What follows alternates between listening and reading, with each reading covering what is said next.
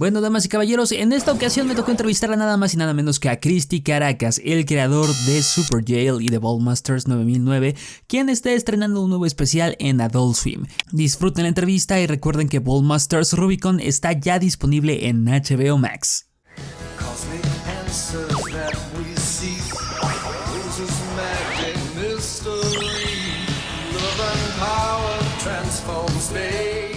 Hey, I'm Christy Karacas, and please watch Ballmastrz Rubicon on Adult Swim. The animation style for Rubicon is way too different from the usual animation style used on 9009. Why did you decide to make this abrupt aesthetic change? First of all, we had done the first 2 seasons at Titmouse, which was great, but since it was a real anime studio, we thought, why don't we let them redesign the look of the show and just go with a new look since it's a special, and the special also, conceptually, it's a little bit of a spoiler, but they're leaving Earth. It's kind of the show's changing a little bit theme-wise. So we thought, why not just go all the way and redesign it? Just go all the way and do a whole redesign, and it was really fun and exciting to collaborate with them. How was the approach for the collaboration between both studios, PFR and Studio 4C? PFR mostly did. And if people who don't know, PFFR is like they made. It's John Lee, Allison Levy, and he's the head writer of South Park, so I'm really making a full part. And he makes the show The Shivering Truth. It's Vernon Chatman.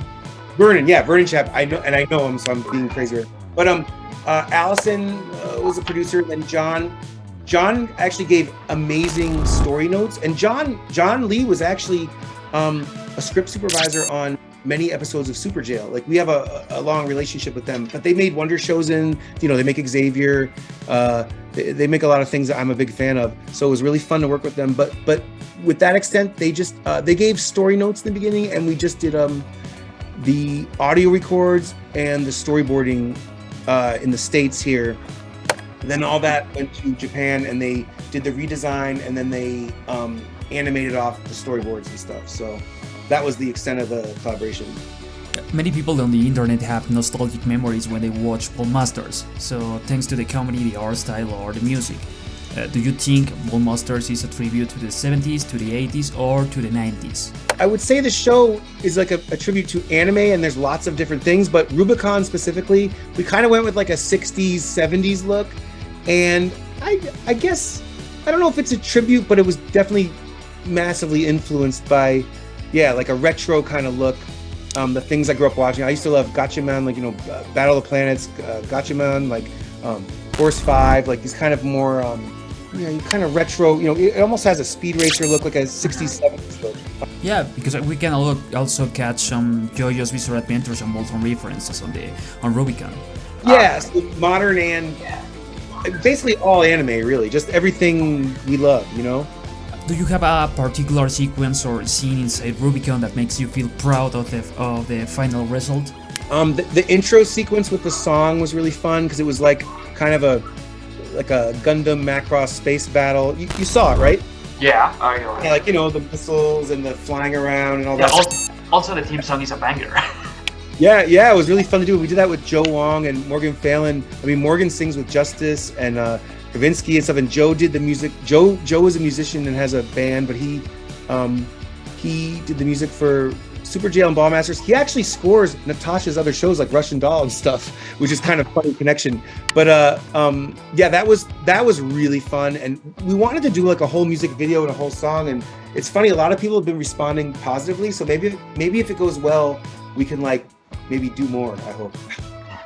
I think so many people already asked you this question, but I need to know because it's something that bugs my mind since the first time I watched Ballmastrz. So, is Lord Crayzar appearance based on the looks of professional wrestler Goldust? Yes. Maybe I shouldn't say it, but yes, of course. Yeah. I love Goldust. I love wrestling. I mean, wrestling was a huge influence of the show because one of the ideas was all these teams would kind of have themes, much like wrestlers, like, different kinds of themes. So, Goldust is a favorite of mine. Do you have any plans to continue with Ballmastrz and all the lore for the series in the future? I hope so. I mean, depending on how the special does, I would love to do more, and it's all up to the network, but I would love to do more.